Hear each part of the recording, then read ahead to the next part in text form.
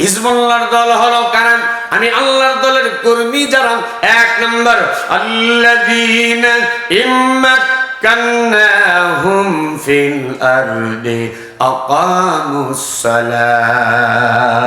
আমার দলের কর্মসূচি, আমার দলের কর্মীরা এক নম্বর যখন সংসদে যাবে তারা নামাজের বিল পাস করবে। একান্ত বন্ধুরা, আর শয়তানের দল করবে যারা এই কোরআনের আইন যেন বাস্তবায়ন না করতে পারে, এই জন্য যা যা করার দরকার সব ধরনের কাজ করবে। আমরা আল্লাহর দলে না শয়তানের দলে। তাহলে একান্ত বন্ধুরা গভীর মনোযোগ দিতে হবে।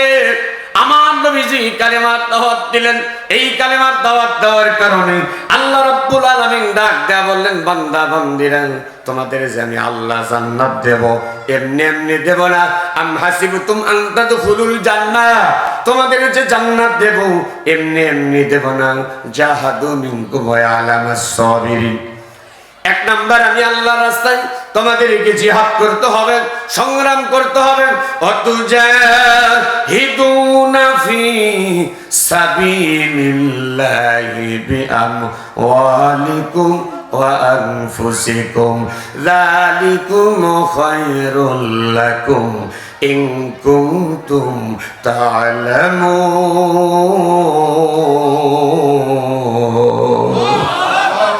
আল্লাহ রাব্বুল আলামিন বললেন, আমার বান্দা বান্দিরা শোনো, এক নাম্বার তুমি যখন জিহাদের ঘোষণা দিবা ওই মুহূর্তে তোমার উপর হামলা হবে, তোমার নামে মামলা হবে, জেল হবে, জুলুম হবে, এমনকি জীবনের সর্বোচ্চটা তোমাকে ফাঁসির রশি গলায় নিয়ে ঝোলা লাগতে পারে। এ বন্ধু, এই বাংলার জমিনে ইসলামী আন্দোলনের কত কর্মীরা হাসতে হাসতে জীবন দিল। আমাদের সাবেক আমিরে জামাত মাওলানা মতিউর রহমান নিজামী রহিমাহুল্লাহ আল্লাহর জমিনে দিন কায়েমের জন্য হাসতে হাসতে একেবারে ফাঁসের রশি গলায় নিয়ে চলে গেল। কথা বলেন ঠিক কিনা? সাহাবায়ে কেরামেরা দিয়েছেন তাকে। আল্লাহ রাব্বুল আলামিন তাই বললেন, আমার বান্দা বান্দারা শোনো, তোমরা বললা ইমানদার, আসলে তুমি ইমানদার না বেঈমান? একটু পরীক্ষা আমি আল্লাহ করব কি করব না। তোমরা একটা মাটির পাতিল কিনতে যাও, ওই পাতিলটা বারবার বাজিয়ে নাও, এমন ভাবে টোকা আমরা দেই কি দেই না? পাতিলটা যদি বাজে টং টং করে তাহলে আমরা বলি পাতিলটা ভালো, আর পাতিলটা যদি ভ্যাট ভ্যাট হয়ে ভ্যাট ভ্যাট আওয়াজ হয় আমরা বলি পাতিলটা ফেটে গেছে। ওই ফাটা পাতিল আমরা কেউ ক্রয় করি না। তাহলে আল্লাহ রাব্বুল আলামিন আমাকে আপনাকে যেই জান্নাত দিবে, প্রধান অতিথি নজরুল ভাই চলে গেল, হাদিয়াটা দিয়ে কেমন কি দিয়ে গেল? ছেলেবেলা আমার তো বললো না। আচ্ছা যাই হোক, লিল্লাহে তাকবীর, একটু আওয়াজ দেন, লিল্লাহে তাকবীর। আল্লাহ রাব্বুল আলামিন বললেন, ভাই মাঝে মাঝে ছেড়ে দিচ্ছে কারে, ভোল্টেজ ডাউন। নারায়ে তাকবীর। ঠিক আছে সম্মানিত হাজিরিন, রব্বুল আলামিন তাই বললেন, বান্দা বান্দারা, তাহলে আস্তে আস্তে বলা লাগবে নাকি? আচ্ছা, তোমাদেরকে আমি আল্লাহ রাব্বুল আলামিন যেই জান্নাত দেব, ওই জান্নাত দেওয়ার আগে আসলে জান্নাতের তুমি উপযুক্ত কিনা আমাকে একটু পরীক্ষা করা লাগবে কি লাগবে না? অবশ্যই পরীক্ষা করতে হবে। আল্লাহর নবী তাকান, চোখে পানি রাখতে পারবেন না বাপজান। বিশ্ব নবী, দয়ার নবী, মায়ের নবী, মসজিদ নববীর ভিতরে হযরত বিলাল ফজরের নামাজের যখন আযান দিয়ে দিলেন, সাহাবায়ে কেরামেরা কেউ কেউ নামাজের আগে এসেছে, কেউ তাহাজ্জুদের নামাজ এসে মসজিদে নববী আদায় করেছে। আল্লাহর নবী এই দিন বাড়ি থেকে তাহাজ্জুদ নামাজ পড়ে দয়ার নবী মসজিদে নববীর ভিতরে যখন হাজির হয়ে গেলেন, নবী আমার লক্ষ্য করে দেখে বারান্দার ভিতরে একজন যুবক বসিয়ে আছে। হাতে ময়লা, পায়ে ময়লা, গায়ে ময়লা, মাথার চুলগুলো উস্কো খুস্কো।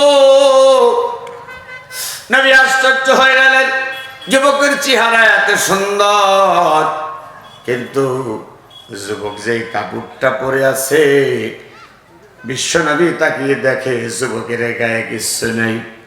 পরনে ছোট্ট একটা কাপড় পরিধান আছে, ডাইনে টান দিলে বামে বের হয়ে যায়, বাম দিকে টান দিলে পরে ডান দিকে বের হয়ে যায়।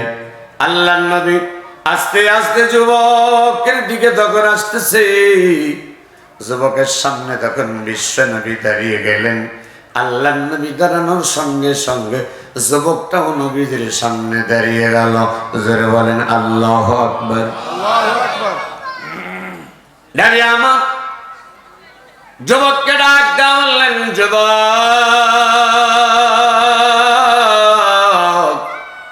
কি তোমার নাম, কি তোমার পরিচয়, বাসা কোথায় রে যুবক, আর তোমার এই অবস্থা কেন আমি বিশ্বনবী জানতে চাই।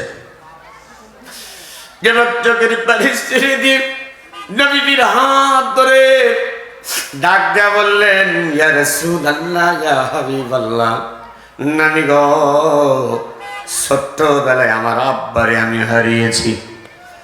মা আর আমি চাচার বাড়ি লালিত পালিত।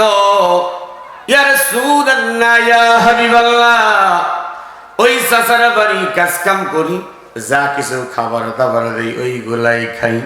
একদিনের ঘটনা আপনার একটু বলে যাই। আল্লাহর নবী ডাক দিয়ে বললেন, যুবক ঠিক আছে তুমি বলো। এইবার যুবক ডাক দিয়ে বললেন, ইয়া রাসূলুল্লাহ, ইয়া হাবিবাল্লাহ, নবী গো, আমি একদিন খেজুরের বাগানে খেজুর পাড়বার জন্য গিয়েছিলাম। খেজুরের বাগানে কাজ করতেছিলাম, হঠাৎ করে লক্ষ্য করে সামনের দিকে একটা বড় বাগান, ওই বাগানের দিকে তাকাইলাম।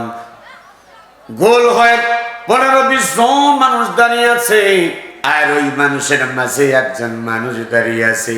এত সুন্দর চেহারা,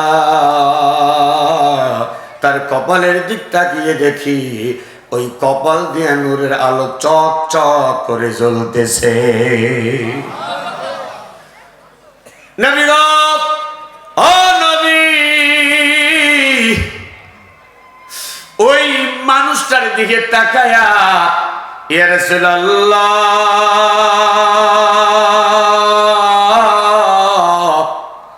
আমি বছর নয় না যখন তাকিয়ে রইলাম, এত সুন্দর মানুষ আমার তো জীবনেও কোনোদিন চোখে দেখি নাই। কথাগুলো আস্তে আস্তে মিষ্টি মিষ্টি ভাষায় কথা বললেন। ইয়া রাসূলুল্লাহ, ইয়া হাবিবাল্লাহ, কিছু কাফের মুশরিক ওই মুহূর্তে নবীজির কথায়, নবীজির দাওয়াতে কালিমা গ্রহণ করে মুসলমান হয়ে গেল। আল্লাহর নবী চলে গেলেন, মানুষেরাও যখন চলে গেল, কিন্তু ইয়া রাসূলুল্লাহ, ইয়া হাবিবাল্লাহ, আমি তো ছোট্ট মানুষ, কালিমার ব্যাপারে অত ভালো বুঝি না। কিন্তু ওই মানুষটা এত সুন্দর, না জানি ওই মানুষটার কত সুন্দর ব্যবহার, কত সুন্দর। দূর থেকে যতটুকুন বুঝতে পেরেছি, ততটুকুন ভিতরে আমার ভালো লেগে গেছে। জল্পনা কল্পনা করি, ওই মানুষটাকে আবার কবে দেখতে পাবো, একটু কাছে যাব না। না, কিছুদিন পরে শুনলাম ওই মানুষটা মক্কাতে নাই, মানুষটা মদিনায় হিজরত করে চলে গেছে। ইয়া রাসূলুল্লাহ,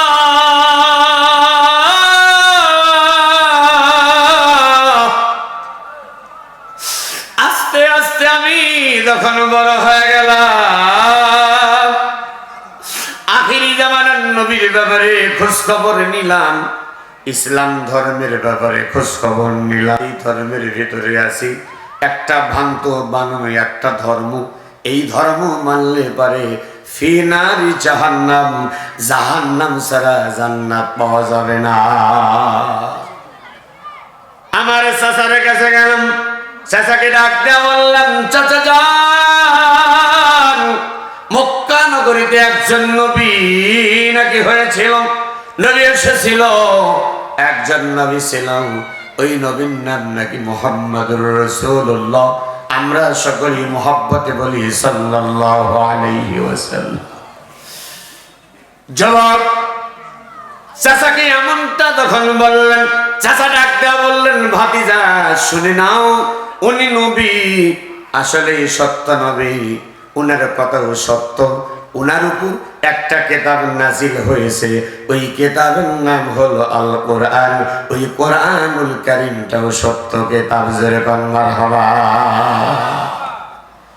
আমি বললাম, ইয়া রাসূলুল্লাহ, ইয়া হাবিবাল্লাহ, আমার চাচার হাত ধরলাম, চাচাকে ডাক দেওয়া বললাম, চাচা যান, নবী সত্য, নবীর কথা সত্য, নবীর উপর যে কোরআনুল কারীম নাজিল হয়েছে, ওই কোরআনুল কারীম, ওই কিতাব সত্য। তাহলে আপনারা কেন বাপ দাদার ধর্ম ছাড়াতে পারেন নাই? আগুন পূজা, গাছ পূজা, মানুষ পূজা নিয়ে এখনো বেঁচে আছেন, এখনো আপনারা পড়ে আছেন। ওই নবীর হাতে হাতে রেখে কালেমা পড়ে আপনাকেও মুসলমান হওয়া উচিত ছিল। এইবার চাচাকে ডাক দেয়া বললেন, চাচা যান, মনে করেছিলাম আপনি কালেমা পড়ে মুসলমান হবেন, আপনি আমাদের দাওয়াত দিবেন, আমরাও আপনার সঙ্গে বিশ্বনবীর হাতে হাতে রেখে কালেমা পড়ে মুসলমান হব। কিন্তু আপনি যখন বললেন না, আপনার কাছে জানতে চাই, তার ব্যাপারে একটু ধারণা দেন, আপনি ইসলাম কবুল করবেন কি করবেন না? ইয়া রাসূলুল্লাহ, ইয়া হাবিবাল্লাহ, নবী গো, ওই মুহূর্তে আমার চাচা বললেন, আব্দুল উজ্জা সরে দাও, আমি তো এই নবীর কালেমা পড়ব না। কেউ যদি কালেমা পড়তে চায়, আমার শরীরে শক্তি থাকা পর্যন্ত ওই ব্যক্তিকে আমি কালেমা পড়তে দেব না। আব্দুল উজ্জা ডাকিয়া বললেন, ইয়া রাসূলুল্লাহ, ইয়া হাবিবাল্লাহ, ওই মুহূর্তে আমি একটু ভয় পেয়ে গেলাম, না জানি আমার চাচা আমার উপর কতটুকু টর্চার করবে, কিন্তু ভয় ভীতি সব চলে গিয়েছে। ইয়া রাসূলুল্লাহ, ইয়া হাবিবাল্লাহ, আমার চাচাকে বললাম, চাচা জান শোনেন, আপনি যেহেতু কালেমা পড়বেন না, আপনি বলে দিলেন, তাহলে এবার আপনারা ভাতিজা আব্দুল উজ্জার কথা শোনেন না, আমি আপনার সামনে বলতেছি, ওই বিশ্ব নবী রাহমাতুল লিল আলামিন মুহাম্মদুর রাসূলুল্লাহ সাল্লাল্লাহু আলাইহি ওয়াসাল্লামের হাতে হাতে রেখে কালিমা পড়ে মুসলমান হব। দুই হাত টান টান করে জোরে বলেন আল্লাহু আকবার, আরেকটা আওয়াজ দিয়ে বলেন আল্লাহু আকবার, লিল্লাহি তাকবীর। মুসলমানের স্লোগান হবে তিনটা। এক নাম্বার হবে লিল্লাহি তাকবীর, শ্রোতারা বলবে আল্লাহু আকবার। দুই নাম্বার আল কোরআনের আলো সংসদে জালো। তিন নাম্বার আমার নেতা তোমার নেতা বিশ্ব নবী মুস্তাফা, লিল্লাহি তাকবীর। যুবক ভাই একটু ঝাঁকি দিবেন তো, খারাপ লাগতেছে নাকি? আরে যুবক, তোমার মতো যুবক ছিল হযরত হানজালা রাদিয়াল্লাহু তাআলা আনহু। নবী দা কদর জানে সাহাবী, নবী দা কদর জানে সাহাবী, মসলি দা কদর জানে বাঙালি। ও জল ঢাকার যুবক বন্ধুরা, হযরত হানজালা বিবাহ করছে নতুন বিবি। তাকাও আমার দিকে, নতুন বিবি। আল্লাহর নবী জিহাদের ময়দানে যায়। হযরত হানজালা ডাক দিয়ে বললেন, ইয়া রাসূলুল্লাহ, ইয়া হাবিবাল্লাহ, নবী গো, আমি আপনার সঙ্গে জিহাদের ময়দানে যেতে চাই। আল্লাহর রাসূল ডাক দিয়ে বলে, হানজালা, এ হানজালা, আমি রাসূল তোমারে ছুটি দিলাম, আজকে বাসর রাত বিবির হক তুমি আদায় করো, আজ তোমার জিহাদের ময়দানে যাওয়া লাগবে না। অমুসলমান বন্ধুরা, উহুদের ময়দানে ৭০ জন শহীদ, কিন্তু ৭০ জন সাহাবী কিন্তু শহীদ হয়েছিল। কোন জিহাদের ময়দানে এত সাহাবী কিন্তু কোনোদিন শহীদ হয় না।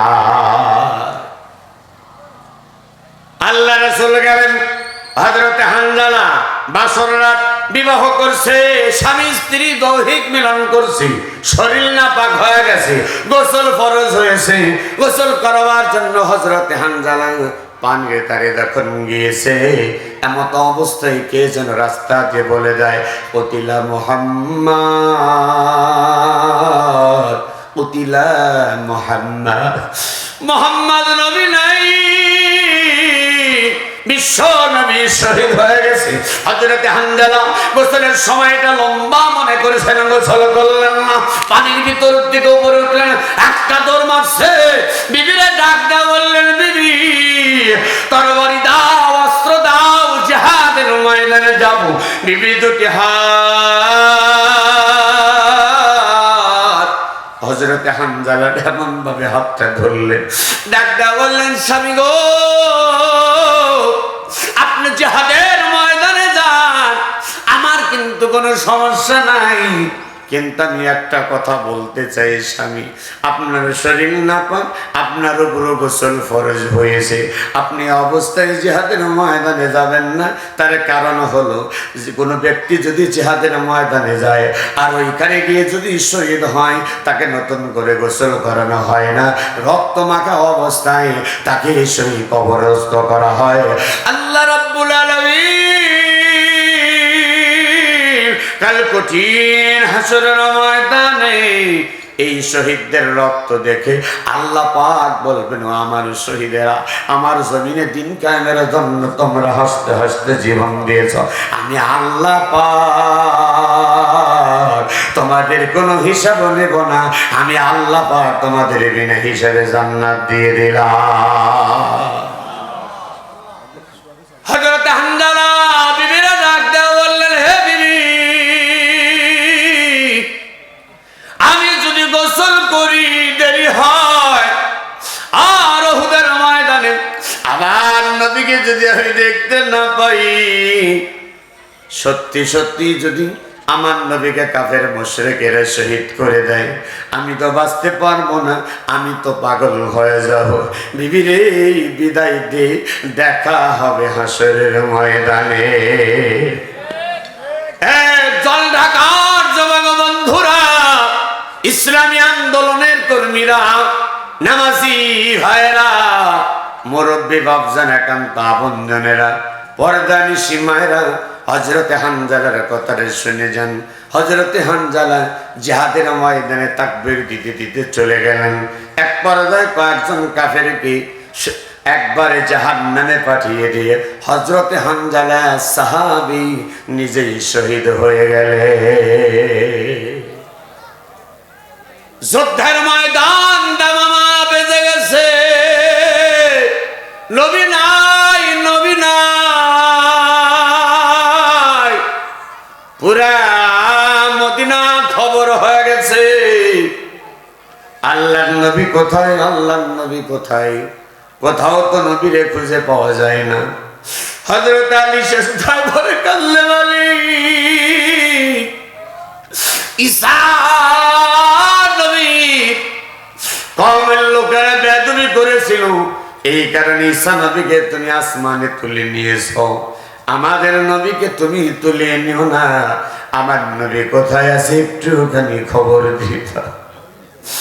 দরবার ইলাহি কান্দে, जो तू मेरा तो सब मेरा, जो तू मेरा तो सब मेरा, फलक मेरा जमीन मेरी, अगर तू नहीं मेरा तो कोई शई नहीं मेरी। दयाल नबी, मायार नबी এমন ভাবে দাঁড়িয়ে আছে উহুদের ময়দানে, চতুর্দিকে কিছু সাহাবীরা দাঁড়িয়ে আছে, কাফেররা তীর মারতেছে। আব্দুল্লাহ আনসারী সাহাবী হযরত জুবাইর রাদিয়াল্লাহু তাআলা ডান দিক থেকে তীর মারছে, ডান হাতটা বেঁধে দিয়েছে, বাম দিক থেকে তীর মারছে, বাম হাতটা পেতে দিয়েছে। হযরতে জুবাইর রাদিয়াল্লাহু তাআলা আনহু লক্ষ্য করে দেখি নবীজির বুকের ভিতরে তো ঢুকে যাবে, সামনে যায় বুকটা পেতে দিয়েছে। হযরত জুবাইর রাদিয়াল্লাহু তাআলা আনহু এই বুকের ভিতরে 14টার উপরে তীর ঢুকায় নেয়। একটা লোহার কড়া এত জোরে মারছে,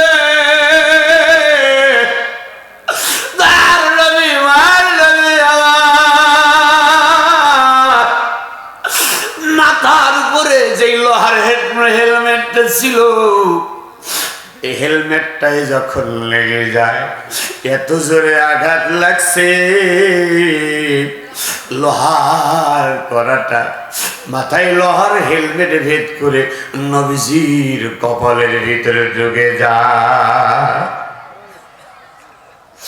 আল্লাহ নবী, দয়ার নবী, ভয়ের নবী আমার জমিনের ভিতর পড়ে গেছে।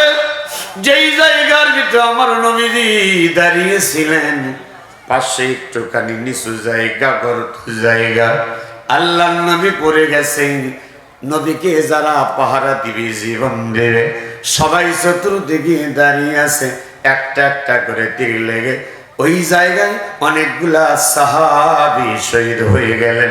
কিছু সাহাবী, 8-10 জন সাহাবী আবার নবীজির দেহ মোবারকের উপরে যখন পড়ে গেছে, আল্লাহ নবীকে দেখা যায় না, নবীজির লাশ দেখা যায় না, নবীজির চেহারা দেখা যায় না। পুরা মদিনা খবর হয়ে গেছে মোহাম্মদ নবী না। নবী আমার আস্তে আস্তে করে গানটা যখন ফিরে পায়, হাতটা আস্তে আস্তে করে বের করছে। এতটুকুন হাতটা বের করি আমার নবীজি জোরে জোরে ডাকতে পারে না, ইয়া আইয়ুহাল মুসলিমুন, ইয়া আইয়ুহাল মুসলিমুন, হাদা মুহাম্মাদুর রাসূলুল্লাহ, হাদা মুহাম্মাদুর রাসূলুল্লাহ সাল্লাল্লাহু আলাইহি ওয়াসাল্লাম।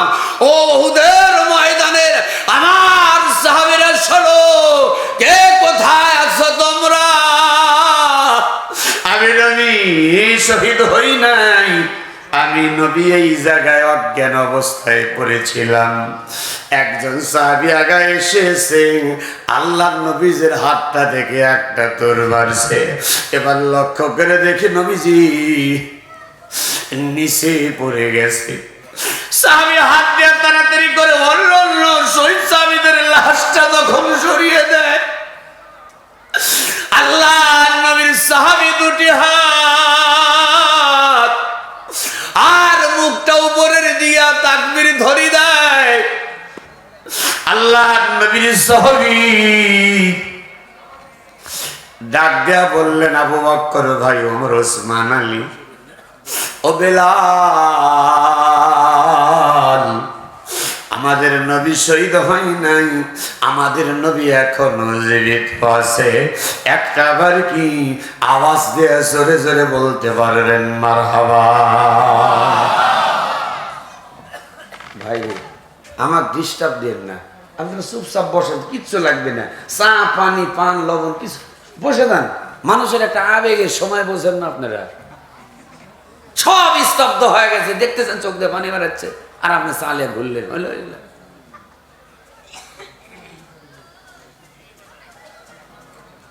সম্মানিত হাজিরিন, দয়ার নবী, মায়ার নবী আমার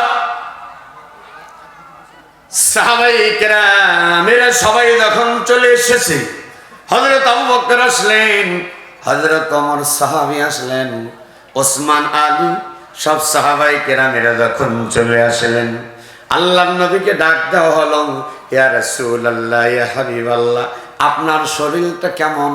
আল্লাহর নবী ডাক দেয়া বলেন, আলী রে, আমার মাথার ভিতরে, কপালের ভিতরে একটা লোহার কড়া ঢুকে গেছে।